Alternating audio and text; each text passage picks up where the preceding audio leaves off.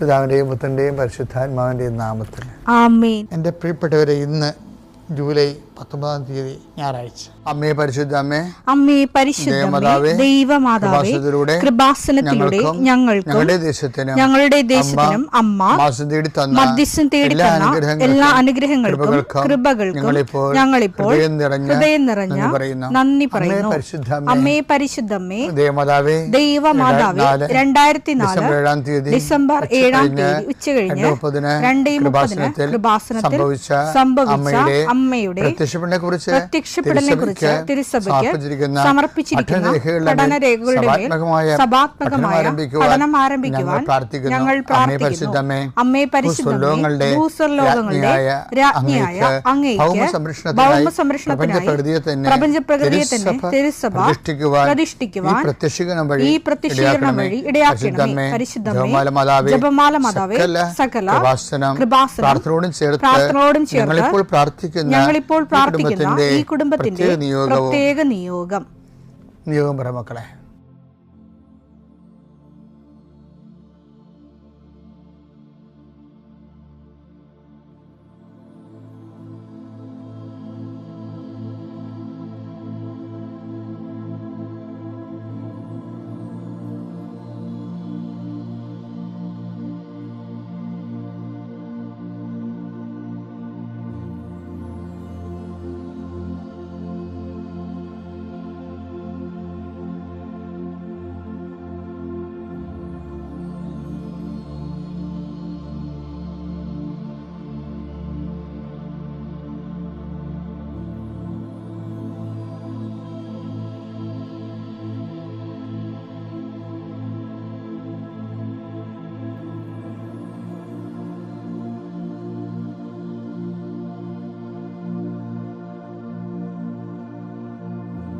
അമ്മയുടെ പ്രത്യക്ഷീകരണത്തിന്റെ ഈ അനുഗ്രഹവേളയിൽ ഞങ്ങൾക്ക് സാധിച്ചു തരുവാൻ കനിയണമേ. ആമേൻ. വിശ്വാസ പ്രമാണം. സർവശക്തനായ പിതാവും ആകാശത്തിന്റെയും ഭൂമിയുടെയും സൃഷ്ടാവുമായ ദൈവത്തിൽ ഞാൻ വിശ്വസിക്കുന്നു. അവിടുത്തെ ഏകപുത്രനും ഞങ്ങളുടെ കർത്താവുമായ ഈശോമിശിഹായിലും ഞാൻ വിശ്വസിക്കുന്നു.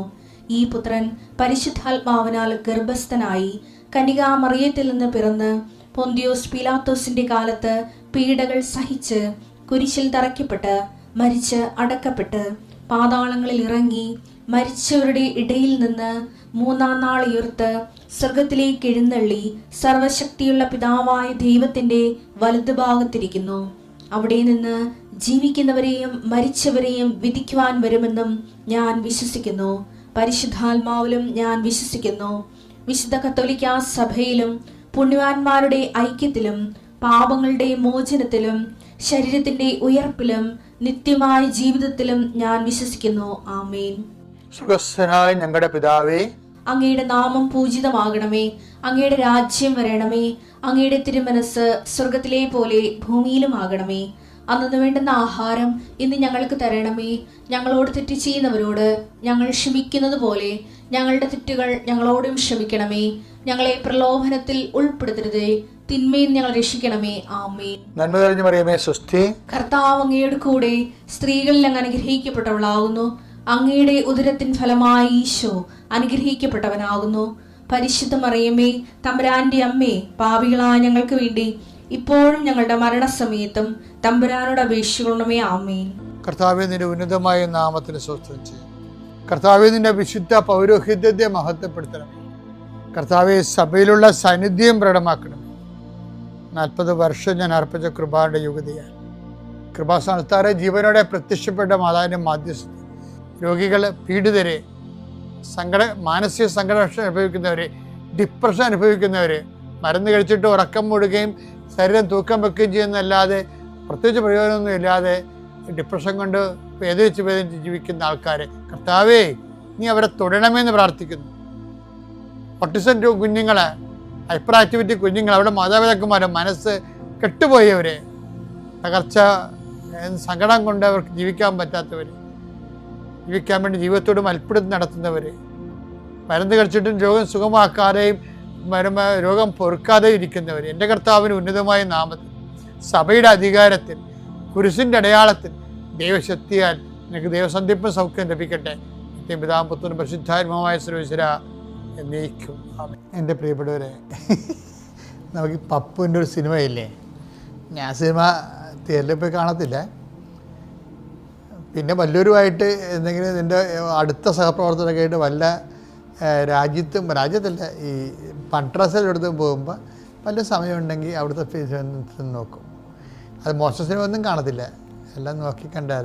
പിന്നെ മോശമാണെന്ന് കണ്ട് അപ്പം തിയേറ്ററിൽ നിന്ന് ഇറങ്ങിപ്പോരും, ഒരു സംശയമില്ല കരുതി. അപ്പോൾ എന്താ പ്രശ്നം വെച്ചാൽ ഇത് എന്തിനാ വൈഷുഡ് നമ്മളെന്താ ഹൃദയം എന്തിനാണ് ആവശ്യമില്ലാതെ ശുശ്രൂഷയിരിക്കണമല്ലേ. അപ്പം അത് എന്താ ഞാൻ ഈ പറയാൻ കാരണം വെച്ച് കഴിഞ്ഞാൽ, ഈ ഇപ്പം ശരിയാക്കി തരാമെന്നും പറഞ്ഞൊരു സിനിമയിൽ ഈ പണ്ടുണ്ടായിരുന്നതാണ് അപ്പപ്പൂൻ്റെയൊക്കെ. പപ്പു ഒരു സ്പാനറൊക്കെ വെച്ചിട്ടുണ്ട്, വെള്ളാനകളുടെ നാട് അങ്ങനെ എന്താ ഇപ്പം ശരിയാക്കി തരാമെന്ന് പറയും. ഇത് ഏറ്റവും കൂടെ പറയണ ആരാണെന്ന് അറിയാമോ? പിശാച. നമുക്ക് പിശാചാണ് ഇത് ഏറ്റവും കൂടി ഇപ്പം ശരിയാക്കി തരാമെന്ന് പറഞ്ഞത്. എന്താണ് ആ പിശാച പറഞ്ഞത്? ആക്ച്വലി ഇവനിങ്ങനെ കണ്ണും വെച്ച്, ബൈബിൾ പറയുന്നത് അറിയാമോ? ബൈബിൾ പറയണത് ഇവനിങ്ങനെ കണ്ണും വെച്ച് വാതിക്കലിങ്ങനെ നിൽക്കുകയാണ്. നമുക്ക് എന്തെങ്കിലും തെറ്റിക്കഴിഞ്ഞാൽ അപ്പം ഇവൻ ചാടി പറ്റും. അതുകൊണ്ട് ബൈബിൾ പറയും, നീ തെറ്റ് ചെയ്യാതിരിക്കാൻ നോക്കണമെന്ന് പറയാം, അല്ലെങ്കിൽ അവൻ നിന്നെ കണ്ണു വെച്ചിട്ടുണ്ടെന്ന് പറയും. ഇത് വായിച്ചത് ഭാഗം വായിച്ചേ. ഉൽപ്പത്തി 4:7 ഉചിതമായി പ്രവർത്തിച്ചാൽ, ആരുടെ പറയാം? കായനോട് ദൈവം പറഞ്ഞാണേ, ഉചിതമായി പ്രവർത്തിച്ചാൽ നീയും സ്വീകാര്യനാവുകയില്ല. കായന്റെ ബലി സ്വീകരിച്ചില്ലല്ലോ ദൈവം. അപ്പൊ ഉചിതമായി പ്രവർത്തിച്ചാൽ നീ സ്വീകാരനാകത്തില്ലേ. നല്ലത് ചെയ്യുന്നില്ലെങ്കിൽ പാപം വാതിൽക്കൽ തന്നെ പതിയിരിപ്പുണ്ടെന്ന് ഓർക്കണം. അത് നിന്നിൽ താല്പര്യം വെച്ചിരിക്കുന്നു, നീ അതിനെ കീഴടക്കണം. എന്നുവെച്ചാൽ ഞാൻ അർത്ഥം എങ്ങനെ കീഴടക്കണം? എങ്ങനെ പാപത്തെ കീഴടക്കണത്? നല്ലത്, എല്ലാത്തിലും നല്ലത് ചെയ്യാൻ നോക്കണം. എല്ലാത്തിൻ്റെയും നല്ലത് ചെയ്യാൻ നോക്കണം. അല്ലെങ്കിൽ അല്പം തെറ്റിപ്പോയാൽ ഉടനെ അവൻ പറയും, ഇപ്പം ശരിയാക്കി തരാൻ അവൻ കയറി വരും. ഇപ്പം എന്ത് ചെയ്താലും ഓരോ വിഷയത്തിനും അതിൻ്റെ നല്ലത് ഏതാണെന്ന് നോക്കണം. എന്ന് വെച്ചാൽ നല്ലതെന്ന് പറയുമ്പോഴേ ഒരു കുഴപ്പം വെച്ചാൽ, നല്ലതെന്ന് വെച്ചാൽ അതിൽ ദൈവത്തിന് നല്ലതാണ് നമ്മൾ നോക്കേണ്ടത്. അവിടെയാണ് ഈ ആൾക്കാർക്ക് പണി കിട്ടുന്നത്. അവർ നല്ലതെന്ന് നോക്കാൻ എനിക്ക് തോന്നി, അത് നല്ല ആണെന്ന് തോന്നി അങ്ങനെ ചെയ്താണെന്ന് പറയും. പക്ഷെ അവിടെ എന്താ വിഷയം? അത് ദൈവത്തിന് നല്ലതാണെന്ന് നോക്കണം. ദൈവത്തിന് നല്ലതാണെന്ന് നോക്കണമെങ്കിൽ പ്രത്യേകിച്ച് മെസ്സേജ് എടുക്കേണ്ട കാര്യമൊന്നുമില്ല. ചില ആൾക്കാർ ചില കൺഫ്യൂഷൻ വരും, മെസ്സേജ് എടുക്കണം എപ്പോഴേക്കാണ്. ദൈവം നല്ലതാണെന്ന് നോക്കുകയാണെങ്കിൽ നമ്മൾ നല്ലതായിട്ട് തന്നെയാണ് നമ്മുടെ ജീവിതം ക്രമീകരിക്കണമെങ്കിൽ ദൈവം നമ്മളെ കൊണ്ട് നല്ലതേ ചെയ്യിക്കത്തുള്ളൂ, ചിന്തിപ്പിക്കത്തുള്ളൂ, നടപ്പിൽ വരുത്തിക്കത്തുള്ളൂ. നമ്മൾ എന്തെടുത്താലും പറ്റിപ്പും തട്ടിപ്പും മറ്റുള്ളവരെ സൈഡ് ലൈൻ ചെയ്യുകയും അവൻ്റെ വളർച്ചയെ തടുക്കണ രീതിയിൽ നമ്മൾ പെരുമാറുകയും. ഈ മലയാളികളെ കൊണ്ട് കുഴപ്പമെന്ന് വെച്ച് കഴിഞ്ഞാൽ, ഈ ചാവറച്ചൻ്റെ കാലം വരെ ഇവിടെ ഈ 2000 കൊല്ലം വിശുദ്ധരില്ലല്ലോ. നമ്മുടെ പോർട്ടുഗീസുകാർ വന്നു നമ്മുടെ പാരമ്പര്യമെല്ലാം കത്തിച്ച് കളഞ്ഞെന്ന് പറഞ്ഞാലും കത്തിക്കണ മുമ്പ് ഒരു കൊല്ലം ഉണ്ടായിരുന്നില്ല, 1500 കൊല്ലം. ഒരു വിശുദ്ധം പോലും ഇല്ല ഈ സഭയിൽ, നമ്മുടെ സഭയിലില്ല. അവർ ചാവറച്ചൻ പോലും, ഞാൻ ചാവറച്ചൻ്റെ ഒരു വലിയ ഭക്തനാണ്. ഭക്തനെന്ന് വെച്ച് കഴിഞ്ഞാൽ ഒരു സാംസ്കാരിക ഭക്തനാണ്, ചരിത്രപരമായിട്ട് അദ്ദേഹത്തെ ഫോളോ ചെയ്യുന്ന ആളാണ്. അപ്പോൾ അദ്ദേഹത്തിൻ്റെ ഒരു പുസ്തകത്തിൽ എഴുതിയിരിക്കുന്നത്, ഞാൻ കണ്ണ് തുറന്നതിന് ശേഷം കർമ്മലിത്തക്കാരുടെ പാല് കുടിച്ചാൽ വളർന്നതെന്ന്. കണ്ണ് നിറഞ്ഞു ഇതൊക്കെ കേൾക്കുമ്പോൾ. എന്താ കാര്യം വെച്ച് കഴിഞ്ഞാൽ കർമ്മലിത്തക്കാർ തന്ന ആധ്യാത്മികത ഉണ്ട്.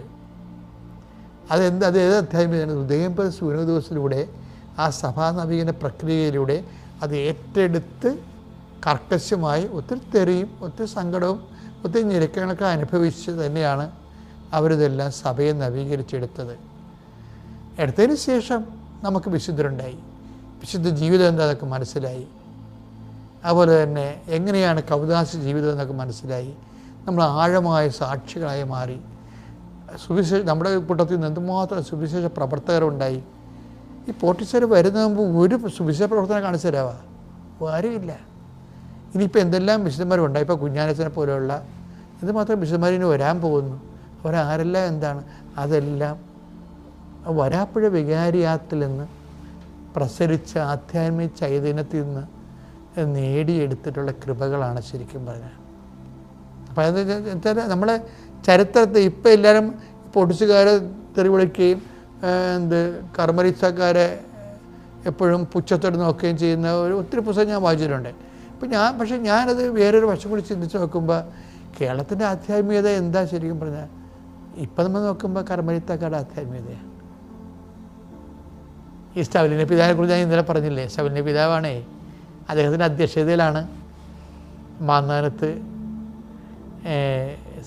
CMA ആശ്രമം ആദ്യമായിട്ട് സ്ഥാപിക്കുന്നത്. അന്ന് പാലക്കലച്ചനുണ്ടായിരുന്നു.